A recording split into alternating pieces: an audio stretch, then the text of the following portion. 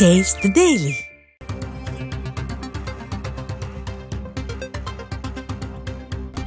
அண்மை செய்தி ஒன்றை பார்க்கிறோம். வேளாண்மை துறையில் தமிழ்நாடு முன்னணி மாநிலமாக திகழ்வதாக அறிவிப்பு வெளியாக இருக்கிறது. அண்மை செய்தியாக பார்க்கிறோம்.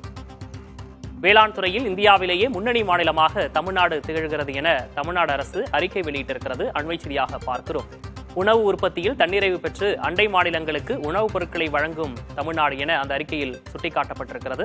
சிறந்த சிறுதானிய மையத்திற்கான விரிவான ஏற்பாடுகளையும் தமிழகம் மேற்கொண்டு வருவதாக அந்த அறிக்கையில் சுட்டிக்காட்டப்பட்டிருக்கிறது.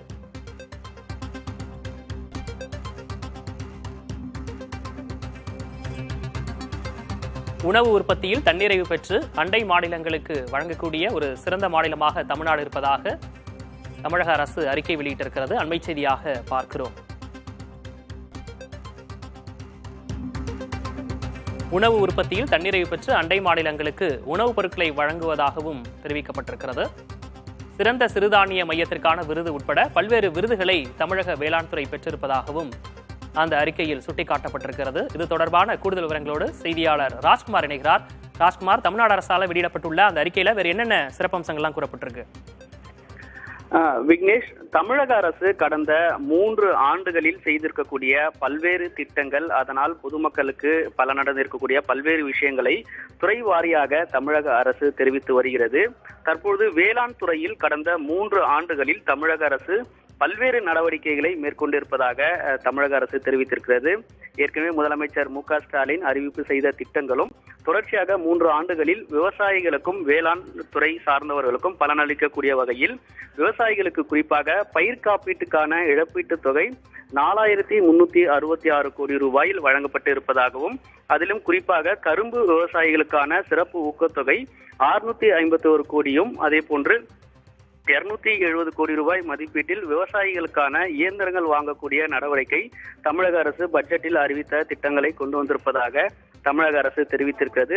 அது மட்டும் இல்லாமல் குறுவை சாகுபடி தொகுப்பு திட்டத்திற்காகவே 137 கோடி ரூபாய் ஒதுக்கீடு செய்து விவசாயிகள் பலன் பெறக்கூடிய வகையில் பல்வேறு நடவடிக்கைகளை எடுத்திருப்பதாகவும் தமிழக முதலமைச்சர் தொடர்ச்சியாக அந்த நடவடிக்கைகளை எடுத்திருப்பதாக வேளாண் துறை சார்பாக அறிக்கை மூலமாக தெரிவித்திருக்கிறார்.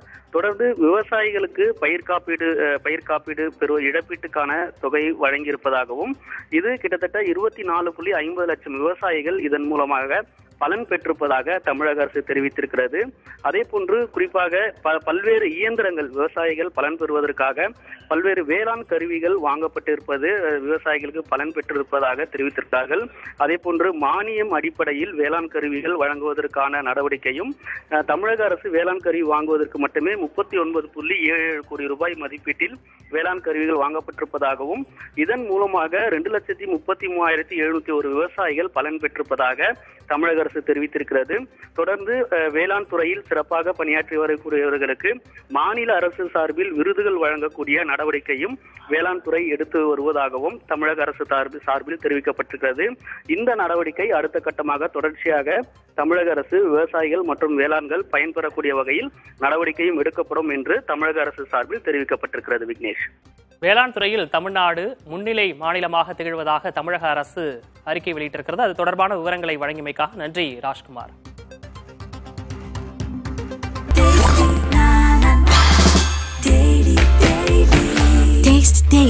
Taste the Daily.